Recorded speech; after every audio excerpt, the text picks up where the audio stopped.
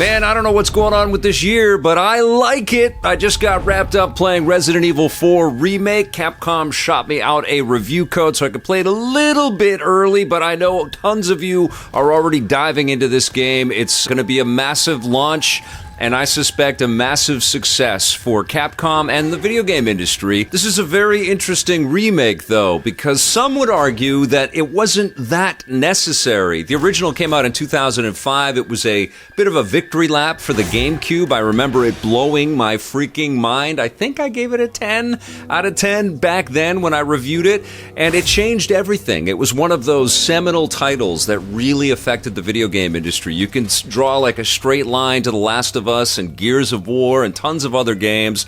And for me, it was also the realization of what Resident Evil could be, because I enjoyed the previous Resident Evil games that I played on the PlayStation 1 and the Dreamcast, but I never was a big fan of the tank controls, even if that added to the fear and the encroaching doom of the Resident Evil experiences. I much preferred being able to cruise around with analog controls and move and shoot and just be a lot more active and physical. It really transformed the Resident Evil games into a much more action-oriented franchise, and some people, and I understand this, prefer just the survival horror, skin of your teeth, jump scares kind of qualities of Resident Evil. And some of that definitely is here for sure. It's not the most especially terrifying Resident Evil experience, and partly I think because this is one of those games that I have played many times over the years, most recently in VR, and I've enjoyed it every single time. And so to play it kind of redressed and rebooted and remade now for 2023 on the PlayStation 5, and boy, the DualSense functionality is unbelievable in this game. Every time you reload a weapon, every time you start running with your footsteps, you can just feel everything. The radio chatter comes through the speaker in the controller as well. It's unbelievable on PlayStation 5. It made the Resident Evil experience a much more action-oriented experience from then on out, so much so that the recent remakes of 2 and 3 feel like a direct sequel to 4 in a way, in terms of controls and mechanisms. The story is all the same, and they were both incredible, and I think a lot more shocking and surprising,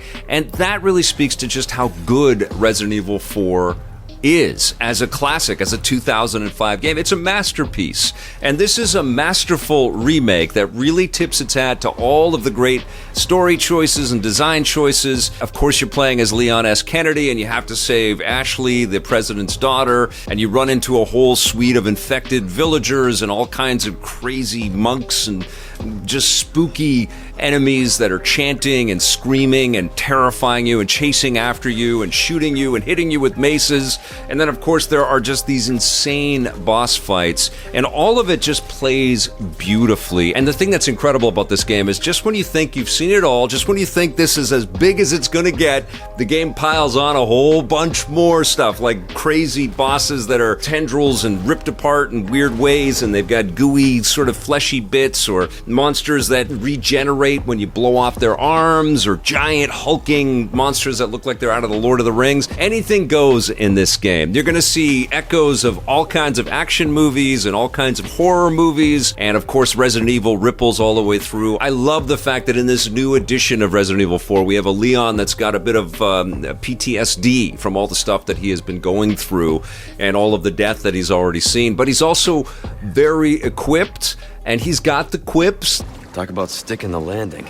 There's a good deal of comedy in here, and I actually like the interplay with the other characters in the game. There's some great banter and chatter, and I got a sense of humor about it. It knows that it's getting kind of crazy and over the top, and it just sort of embraces it, and consequently you do too. This is just action game nirvana. It's so freaking good. I do have to say that the visuals didn't blow me away the entire time, and I tried playing the game with a focus on frame rate and also a focus on resolution. Mostly I played with the focus on frame rate because I like to play games at 60 frames per second, but if you defer to resolution, you get ray tracing, and I have to say that it didn't feel like that much of a knock in terms of frame rate and in terms of fluidity when I chose resolution mode, and it looked noticeably better. Like I did notice when we were in darker areas, it felt like the blacks got a little bit crushed, and I tried adjusting the HDR brightness, and it just didn't look as clean and as smooth as I feel some of the other Resident Evil remakes have been able to achieve. And I get the feeling that a big part of it is just the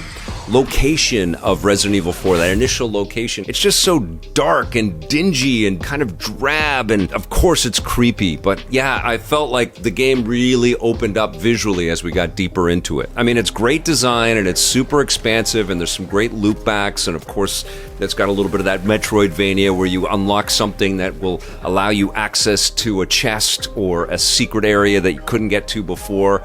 And that's super fun. Like, it's really beautifully tuned to play, but visually, it doesn't pop off the screen as much as I felt like when we get into the castle area and then into the later stages of the game, where there's a lot more diversity and also this kind of gamut of different design styles. We've got some high-tech stuff in here. We've got some super dilapidated, broken down stuff in here. We've got some destroyed beauty everywhere because the monsters have been running rampant, and a nice collection of very interesting characters. And lots of cool upgrades to characters that we remember from Resident Evil 4. The music and the audio effects in this game are also outstanding. This is one of those games where you just want to crank up the volume and turn out the lights, just wrap yourself in a nice blanket and just play it for hours and hours and hours with a huge smile on your face. I think this game is absolutely magnificent. It just feels like another super treat at the beginning of 2023. I cannot believe this year that we're off to. It's amazing that we've played Metroid Prime Remastered,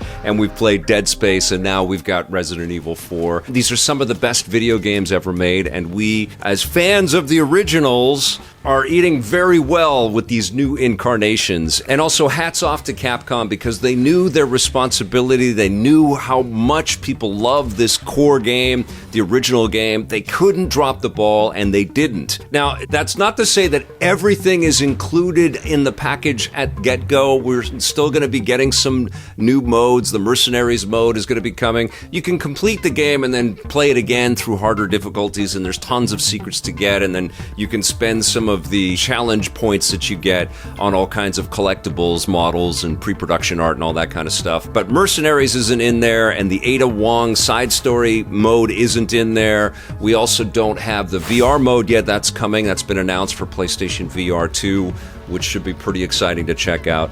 So it's not all collected right away, but Capcom's done an excellent job of staying with their Resident Evils and adding all kinds of great upgrades and updates along the way, just like the recent current-gen updates for Resident Evil 2 and 3, which was great, and we've got the VR update for Resident Evil Village. This is clearly another triumph from the Resident Evil squad over at Capcom. I can't wait to hear what you guys think of this game. I know it's a bit weird because Resident Evil 4 still lives very fresh in all of our collective minds, but it is amazing to see this thing so crystal clear, you know, so clean, and all of the animations and the mechanics are just so tuned and so polished. It's ridiculously fun. It's so hard to put the controller down and not keep playing. It was hard to stop to come and do this review. I freaking love it. I'm going to give Resident Evil 4 Remake a 9.5 out of 10.